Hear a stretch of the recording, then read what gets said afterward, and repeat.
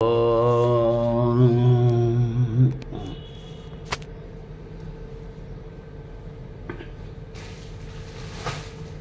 ओम। हमारे राम राम। ओम सभी बच्चों के कल्याण के लिए और उनके माता पिता के भी कल्याण के लिए, यानी सभी पूरे भारत देश के कल्याण के लिए हमारा ज़्यादा से ज़्यादा बहन बेटियों पे और गौ माता पे जो अत्याचार हो रहा है उसके लिए हमारा ज़्यादा से ज़्यादा रुझाव है। उसके उपाय है, उसका ही हम कल्याण करना चाहते हैं। हम नहीं, ये हमारे जो शरीर से आवाज़ निकल रही है श्री राधे कृष्ण जी की है, ये शरीर भी उन्हीं की है, हमारा कुछ भी नहीं है। तो आप लोग बताना चाहते हैं कि आप लोग सावधान हो जाइए। सावधान, पहले हम खान पान पे चलते हैं, फिर आगे और चलेंगे।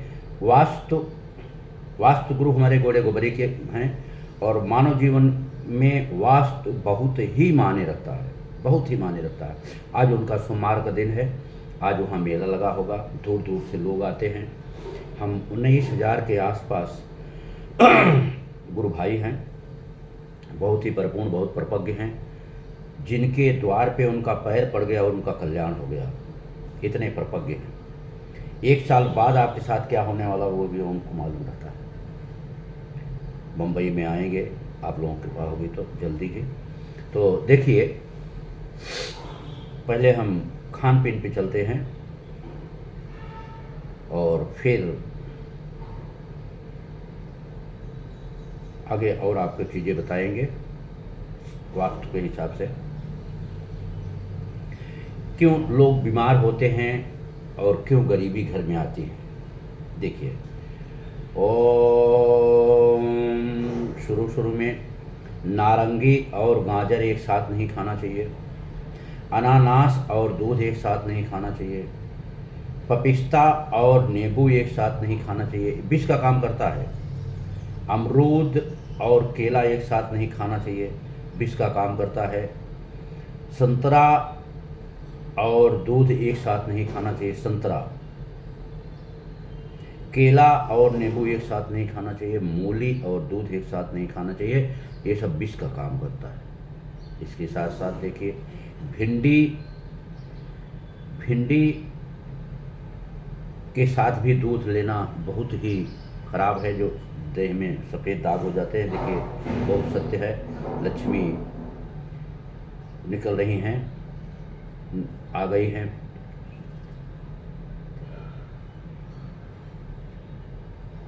सफ़ेद दाग हो जाता है। भिंडी के साथ मूली खाने पर भी बहुत तकलीफ होती है, खजली वगैरह वगैरह वगैरह वगैरह, और सफ़ेद दाग हो जाता है। भिंडी के साथ दूध भी नहीं लेना चाहिए। अगर आप दूध पी रहे हैं तो भिंडी मत खाइए, ये आप ध्यान दीजिए। भिंडी के साथ करेला नहीं खाना चाहिए, ये भी बहुत हानिकारक है। तो इससे सबसे बचे, आपसे हाथ जोड़ के हमारी विनती है। स्वयं बचे, बच्चों को बचाएं। कहते हैं कि बच्चों के भविष्य जो हैं, बच्चों के माता पिता हैं, दूसरे उनके भविष्य जो वहाँ पढ़ने जाते हैं, जो उनके टीचर गुरु हैं, वो उनके भविष्य हैं। तो सभी से हमारी विनती है कि इस वीडियो को ध्यान से सुने और देखें, लाइव एंड सब्सक्राइब करें हमारे चैनल को। हमारा चैनल ओम योगा क्लासेस करके चलता है, बहुत ही सरल है। भगवान का नाम भी हो जाएगा आप लोगों का, भगवान का नाम। एक पंथ दो काज। तो अब पार्ट 2 में हम चलते हैं, आपको वास्तु के हिसाब से लेके कि वास्तु में क्या क्या चीज़ बहुत ही गड़बड़ होता है। वास्तु मानव जीवन के लिए बहुत मायने रखता है।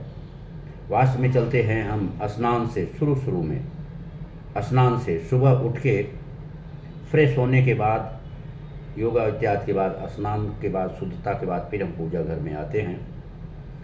तो स्नान करते समय, स्नान करने के बाद वैसे रहे तो गंगा जल 1 बूंद डाल दीजिए, तो उसके बाद बाल्टी भरिए तो पूरी बाल्टी गंगा जल हो जाती है। तो गंगा जल से नहाएंगे।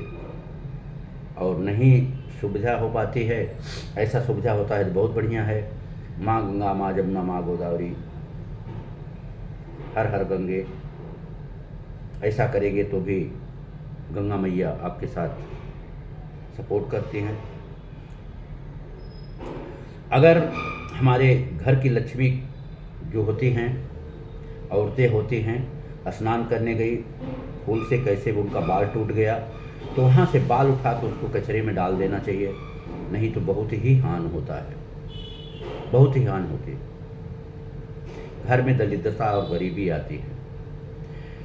उस पानी से नहाएं और नहाने के बाद पानी को नहीं छोड़ देना चाहिए, पानी को छोड़ नहीं देना चाहिए, क्योंकि उससे भी गड़बड़ी होती है। ध्यान दीजिए, पानी को कभी भी नहीं छोड़ना चाहिए बाल्टी में।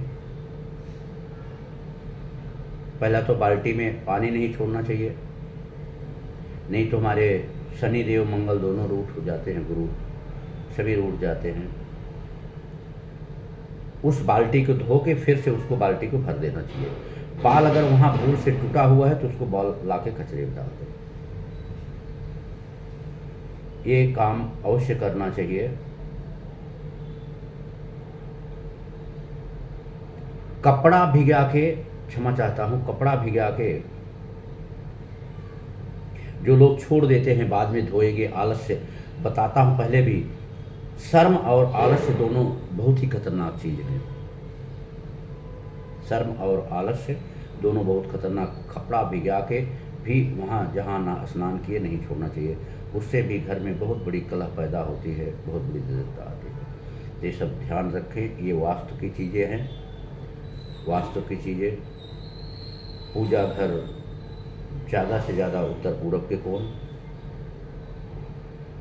रसोई घर हमारा जहाँ से हमारा लक्ष्मी का आवक होगा दक्षिण और पूरब का कोण, संडास बाथरूम वगैरह दक्षिण और पश्चिम का कोण। इस प्रकार से वास्तु है।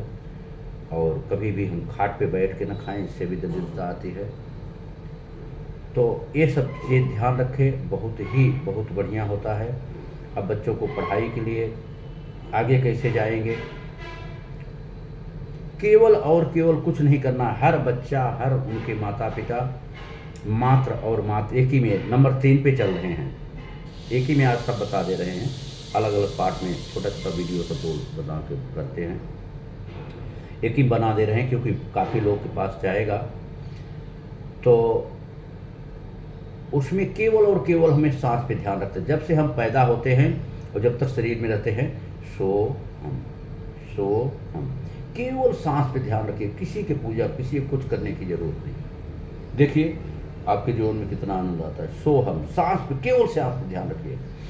ये बायां जो हमारा चंद्र है, दाहिना सूर्य है, स्वतंत्र नाड़ी है, ऐसे ध्यान पे बैठ जाए कौन सी हमारी नाड़ी चल रही है, यानी सांस पे ध्यान देना। इससे बहुत ही फायदा होता है। ध्यान, केवल ध्यान मूर्ति। तो ये सब करें, बहुत लाभ होगा। आप लोगों से हाथ जोड़ के विनती है, ऐसा करने से बहुत होगा। बच्चे शीर्षासन करें, ब्रह्मासन जैसे बताया हूँ, उनके माता पिता भी करें, बहुत ही लाभ होगा। अब इसी पे आप लोगों से विदाई लेते हैं। और तो और छोटी छोटी बच्चियों पे, देवियों पे फिर से बोल रहा हूँ, रोज रोज बोल रहा हूँ कि इन पे अत्याचार न करें। केवल एक महामंत्र है, ऐसा अस्त्र न तो था, न है, न होगा। न था, न है, न होगा। क्या है? योगेश्वर भगवान श्री राधे के जी कहते हैं कि मंत्रों में हम महामंत्र हैं। क्या हैं? मंत्रों में हम महामंत्र हैं। क्या हैं? ओंकार। कोई काट नहीं है। अगर आप माता पिता, उनके और बच्चे स्वयं करते रहेंगे 1 से 9 बार सुबह शाम, कोई राक्षस आपका कुछ नहीं बिगाड़ सकता। तो गौ माता पे रक्षा करिए आप लोग, हमारा भारत देश ऑटोमेटिक महान हो जाएगा। श्री सीताराम। शक्ति शिव, शक्ति शिव, शक्ति शिव, शक्ति शिव। श्री सीताराम, श्री सीताराम, श्री सीताराम। ओम राधे श्याम, राधे श्याम, राधे श्याम, राधे श्याम। ओम शांति। फिर कल मिलेंगे।